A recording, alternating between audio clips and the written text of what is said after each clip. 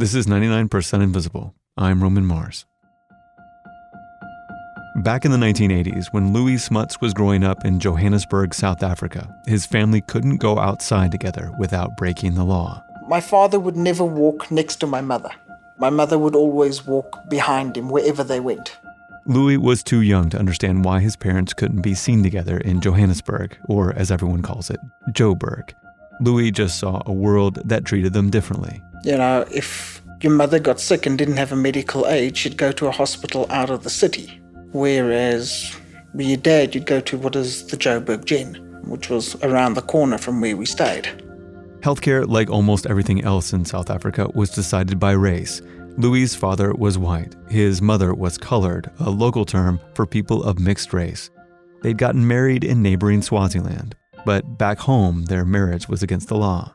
When Louis was a kid, only white people could move freely in cities here, live in the nicest neighborhoods, or access the best hospitals, schools, and jobs. This is Dashan Mudley. He's a South African journalist. Black people, on the other hand, lived in the crowded outskirts, which were far from just about everything you'd want in a city. The country's ruling white minority called this system apartheid, which literally translated to separateness. Our policy is one which is called by an Afrikaans word apartheid. And I'm afraid that has been misunderstood so often. It could just as easily, and perhaps much better, be described as a policy of good neighborliness. Apartheid leaders like Hendrik Verwoerd claimed that segregated cities were better for everyone, and apartheid was strictly enforced. Police would patrol neighborhoods to make sure that white people and black people weren't living together. If you lived in a house, they'd come knocking on your door. But the apartheid system was never airtight, and people found creative ways to slip through the cracks. If you lived in a high-rise building with 500-600 flats in it, they weren't going to go through each and every flat to come and look for any illegal persons. You could easily disappear into flatland. And over the years, many families, like Louis', disappeared into one high-rise apartment building in particular, a tower called Ponte City. I don't think there's anybody in Johannesburg that doesn't know Ponte. Might not have been there, but everybody knows Ponte. Even looking at Joburg's skyline now, Ponte's hard to miss. First of all, it's 54 stories tall. That makes it the tallest apartment building on the entire African continent, and it certainly makes it taller than any of the other buildings around it. It's also completely circular. If you were to look at Ponte from above, you'd see that the center is just this open, hollow core designed to allow natural ventilation and to let in daylight. The building looks kind of like a massive concrete toilet roll. It's also got this glowing red billboard for a cell phone company wrapping around the top like a crown. So wherever you are in the city, you can easily spot it. Ponte's larger-than-life architecture also comes with a larger-than-life reputation. For many, the building symbolizes Johannesburg, because over the past 4 decades, its fortunes have basically mirrored the city's. Because of its scale, because of its size, its checkered history, its toughness, its roughness, talks to a very Joburg condition. That's Melinda Silverman, an architectural historian who studies inner-city Johannesburg. It has spoken to a city which goes very rapidly through cycles of decline and prosperity and decline and prosperity. Ponte has always been kind of a vertical waiting room for admission to South African society, but it's also been a laboratory, a place where the city seems to try out new versions of itself. Years before Ponte became a hideaway for interracial families like Louis', it attracted a much different clientele. And to understand who first lived there and why, we have to go back to the 1960s, before Ponte was even built. At the start of the 60s, the apartheid system had been firmly in place for more than 10 years, and South Africa's economy was a rising star in the world. It had just given birth to a new currency, the rand, which was already stronger than the US dollar. The country's success was largely driven by its access to cheap black labor and its rich gold deposits. We were the major gold producers in the world. And the feeling was that if we could continue being the major gold producers and keep an increasingly restive black population under control, the future was brilliant. Unless, of course, you were black. Over the next decade, foreign investment in South Africa doubled, but skilled workers were in short supply. Because the government had denied the majority of the population a decent education, it had to fill the gap by recruiting single white men from all over Europe. The country's white population increased by over 50% between 1963 and 1972. These newcomers saw a strong economy and an idyllic life for white people. With a level of privilege that you probably couldn't have found in any other part of the world. If you were a middle-class person living in an apartment in England, in America, you would probably have had to have washed your own dishes and made your own beds. Whereas if you were a middle-class person living in South Africa, you probably had at least 2 people doing that stuff for you. And there was 1 square mile of inner-city Joburg, the future site of Ponte Tower, that was a regular landing place for these European migrants in the 1960s and 70s. It was home to the city's most famous bars and live music joints, a place where specialty stores sold French magazines, Italian shoes, and American rock and roll. It had a shiny, vibrant bohemian edge that people compared to New York's Greenwich Village or London's Soho district. But it was also a place that felt almost like it wasn't in South Africa at all.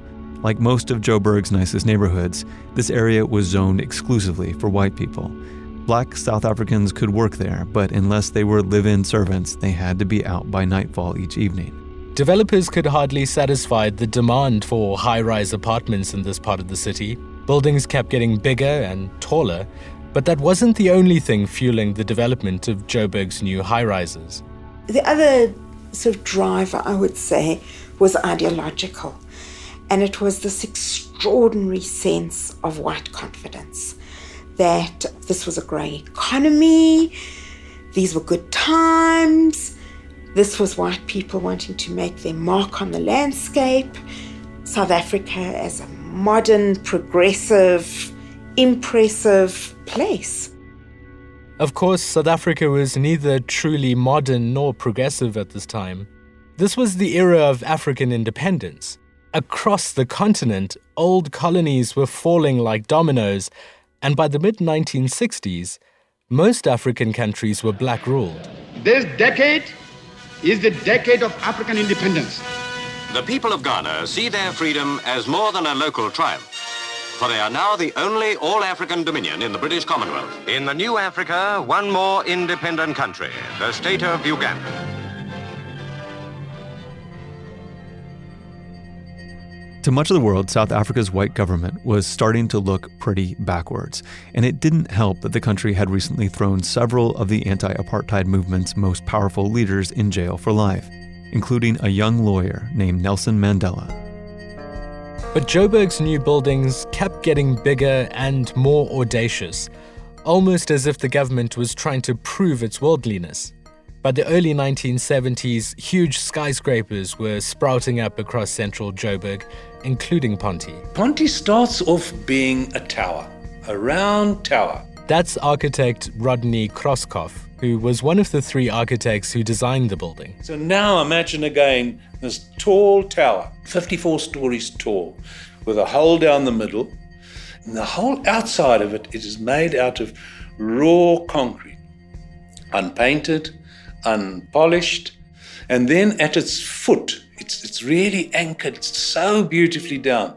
People once upon a time said it looks a bit like a wedding cake. But not everyone agreed the building was beautiful. Some thought it looked like an ugly, brutalist wedding cake. Straight after it was built, it was voted as the 2nd ugliest building in Johannesburg. Not even the honor of being the first ugliest. The 2nd ugliest. I mean, can you imagine the 2nd ugliest?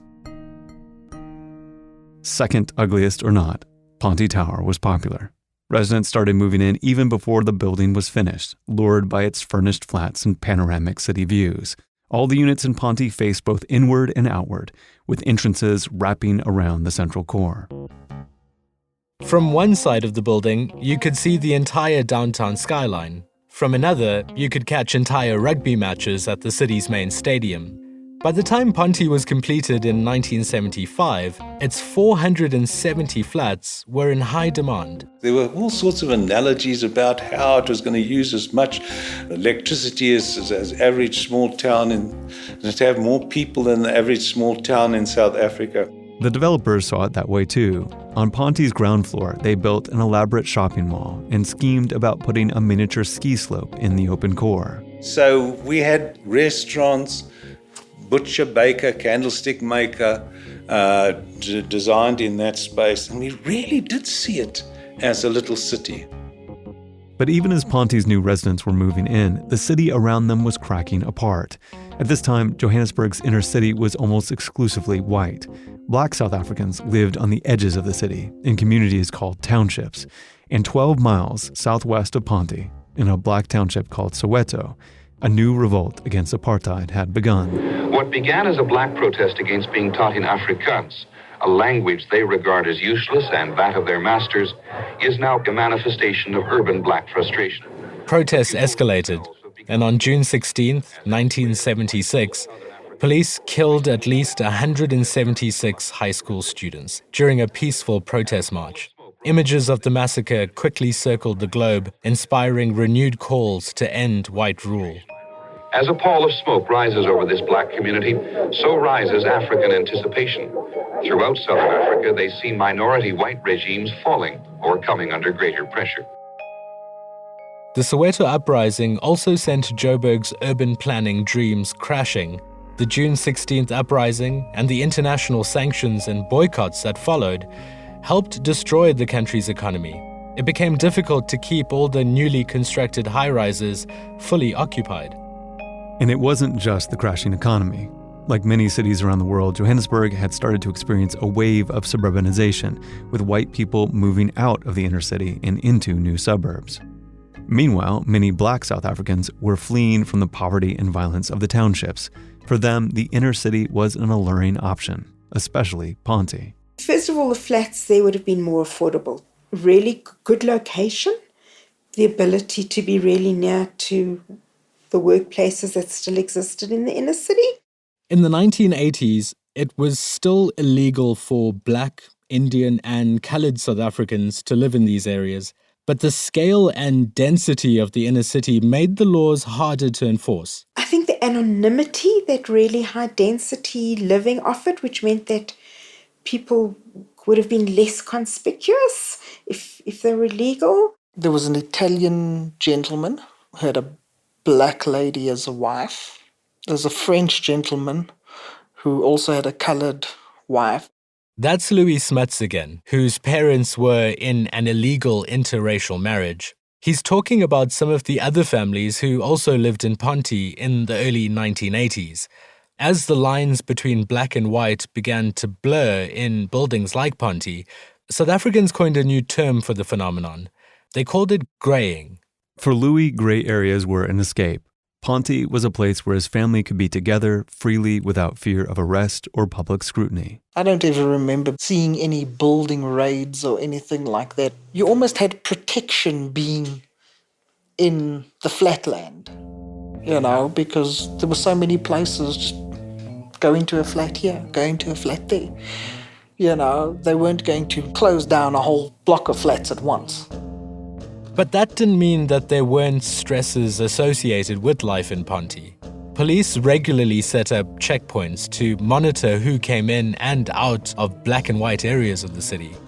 When Louis' family went through these checkpoints, his mother would sit in the back seat, posing as the family's maid. She'd have to sit in the back. It was plain and simple as that. She sat in the back. Black and colored people who were legally settled in the inner city also struck a hard bargain. Landlords would turn a blind eye to the color of the residents' skin, and residents would have to turn a blind eye to rising rents and poor maintenance. Their status of illegality, I think, was absolutely critical to the decline, because the minute you are an illegal tenant, you have no protection of the law. So rents can be ramped up. Then if rents are ramped up, how do you afford the rent? You sublet. And then the rents go up even further, and then you sublet even more. Inside Ponte, apartments started to get crowded and grimy. Plumbing broke down. Trash began to fill the open core in the center of the building like an oversized concrete garbage can. There were giant piles of old mattresses, furniture, and rubble. Eventually, legend spread that the trash had piled up so high it reached the 14th story of the building. Pretty soon, banks stopped issuing home loans in the area, and white people kept moving out.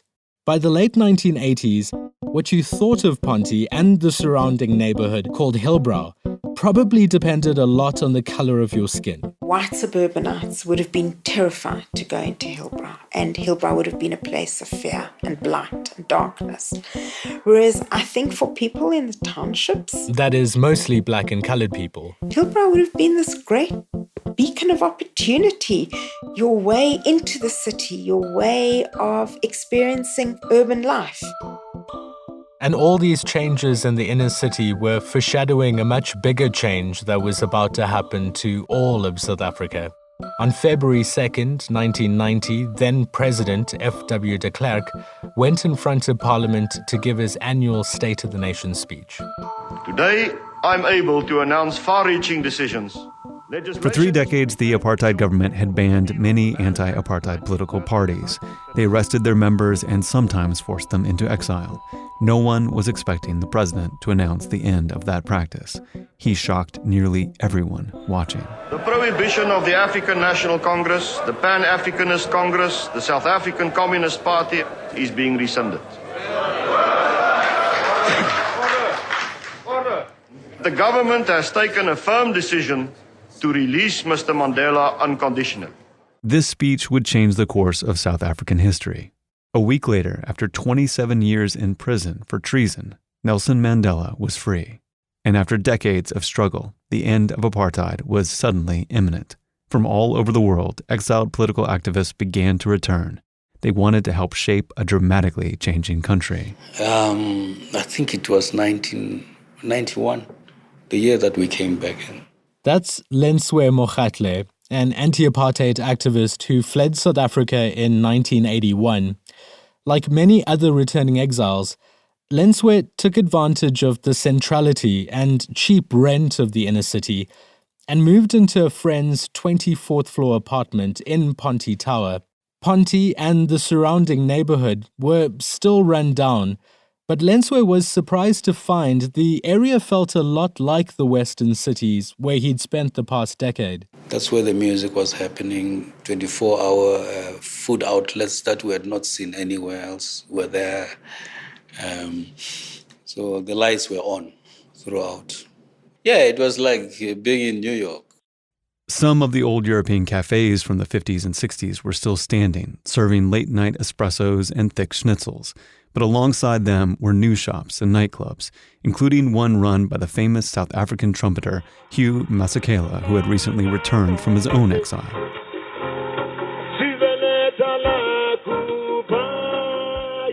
So if you wanted to find anybody who were around there, we never used to sleep. Instead, Mogatle says they stayed up all night, talking about the future of their new country over beers and brandies. Thabo Mbeki, who would later become president of South Africa, lived in the building next to Ponte. At the time of the first democratic election in 1994, one observer counted 50 of the new members of parliament staying in Ponte and the surrounding area. But the end of apartheid didn't represent the end of Ponte Tower's evolution. The transition to black rule in South Africa also meant the end of the country's tightly closed borders, which for decades had cracked open only for white immigrants and a few laborers from the surrounding countries. Throughout the 1990s, immigrants began arriving in Johannesburg by the tens of thousands, and many of them landed in Ponte. I'm from Malawi. Zimbabwe. Nigeria. I'm from Zambia. That's footage from a film called Africa Shafted by Ingrid Martins. She filmed entirely inside of Ponte's elevators. That's why it sounds like there are doors opening and shutting in the background all the time. Martins found people from dozens of countries living in the building, mostly in crowded apartments shared by several families. Some had come for work. Others were fleeing political persecution. But they shared one important experience with past residents. For them, Ponte was a place you could start over. I just want to give my little boy the life that I never had.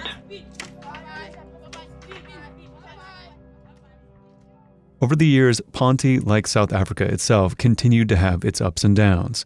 By the late 90s, the building's physical decline made it a haven for criminals who moved into the building and ran it like a vertical slum. But Ponte still remained a place of big ideas and wild experimentation. Developers made a few attempts to gentrify the tower and turn it into luxury apartments again. But ultimately, those plans didn't really work. Ponte today remains a lot like it was at the end of apartheid, a home for recently arrived immigrants from all over Africa. On a recent Saturday morning, a pair of kids are battling it out on a foosball table at the base of Ponte City. You can tell it's a close game. Just down the road, people are crowding around a wall that's covered in hundreds of scribbled slips of paper in several different languages. Some are torn or stuck over older ones with wads of bubblegum. It's a sort of analog Craigslist, a message board for newcomers searching for accommodation in Ponte and around Hillbrow. I'm looking for a lady or a guy to rent a bedroom or a balcony at 1801 Metropolitan Tower. And I asked a man to share the room with me. And the list goes on. Sifting through the messages, the demand feels limitless. Like South Africa itself, Ponte has gone from a symbol of white opulence to something far more complicated. It's hopeful, and it's a little rough around the edges. It's a microcosm of the country's history, but it's also a place that moves on.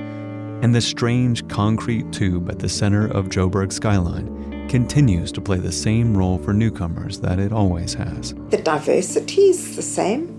You know, there might have been Czechoslovakians, Portuguese, Italians, and Danes living in Hillbrow then, but now they're Cameroonians, Angolans, Nigerians, Zimbabweans, etc., etc. It always has been your entry point into the city.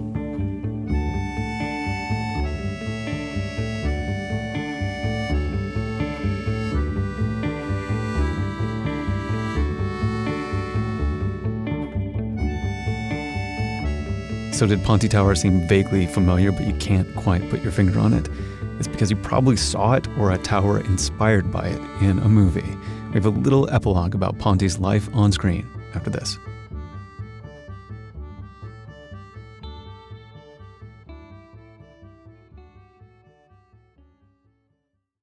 Even though we only heard Dashan Mudley's voice in this episode, it was reported by two people, actually. The second reporter is Ryan Brown, and she was a resident of Ponte Tower and has done a lot of reporting on the place. And one of the things about Ponte that is pretty interesting is that even though you might not know its actual history or even know its name, you might feel like it's kind of familiar as a place. And the reason is because it has been depicted in movies in different ways. And I asked Ryan to talk to me about that. Well, Ponte has actually made quite a number of cameos in film and other popular culture. Mm-hmm. Most recently in the last Resident Evil film as a site of the zombie apocalypse. It was in District 9 a few years ago, and the robot becoming human story Chappie a couple of years ago too.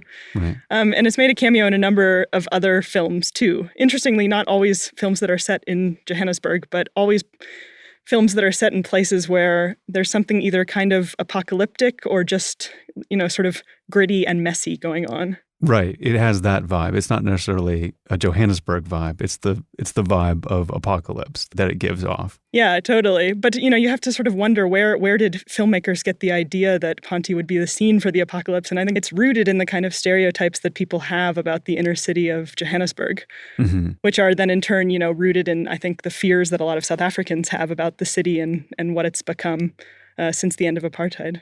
And there's also a number of films where it's not necessarily Ponte or it's not necessarily Johannesburg, but there's the idea of a tower that's a city in and of itself that is its own sort of dark place. Dread, for example, reminds me of the way that people talk about Ponte City as well. Yeah, exactly. And an interesting thing about Dread is that the movie itself was filmed in Johannesburg, and they didn't use Ponte as a set. But then there's a sort of massive apartment tower in the film, a 200-story building that has a hollow open core. Mm-hmm. So you have to wonder, sort of where they got that idea.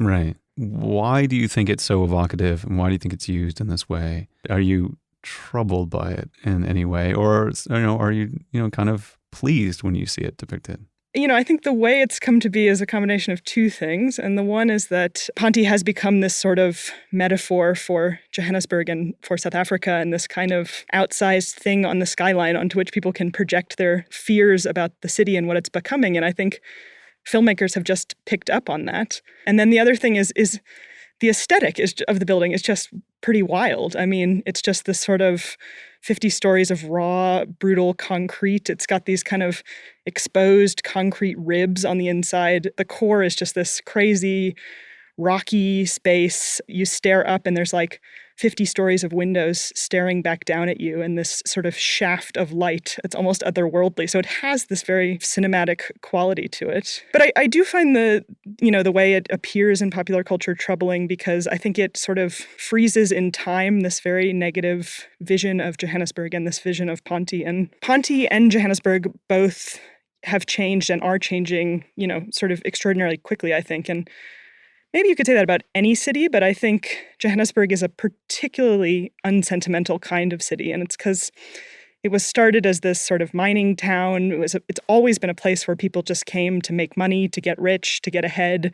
People don't have this kind of sentimental attachment to home in Johannesburg. And so the city sort of moves on and forgets very quickly. But then when you have the arbiters of popular culture, when you have filmmakers come in and create this, or, sort of reinforce this vision of Joburg or of Ponte as these really dangerous, gritty, crime-ridden spaces, it kind of freezes that image in people's minds. And that's sort of what they think the city is like, whether or not it still is.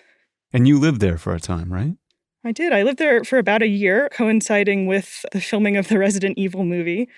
So I was treated to a number of days of the zombie apocalypse and literally zombies wandering through my building screaming, which seemed a sort of logical endpoint to this Ponte metaphor. In what way? Well, if Ponte sort of represents the sort of chaotic way that Johannesburg has evolved since the end of apartheid and the disarray of the city in that period, I mean, what represents disarray more than a zombie apocalypse? 99% Invisible was produced this week by Ryan Brown and Dashan Mudley with Delaney Hall. Mix and tech production by Sharif Yusuf. Music by Sean Rial, with an additional song by Jenny Conley-Drizos, John Neufeld, and Nate Query. Our senior producer is Katie Mingle. Kurt Kolstead is the digital director, but we all add in our 2 cents, including Emmett Fitzgerald, Avery Trufelman, Taryn Mazza, and me, Roman Mars. Special thanks to Ingrid Martins, who allowed us to use audio from her film, Africa Shafted. We are a project of 91.7 KALW in San Francisco and produced on Radio Row in beautiful downtown Oakland, California.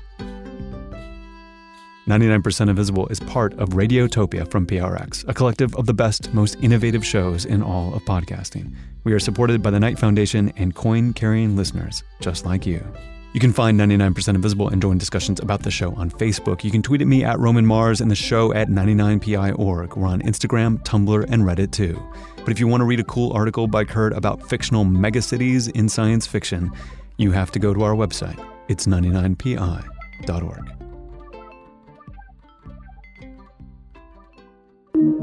Radiotopia.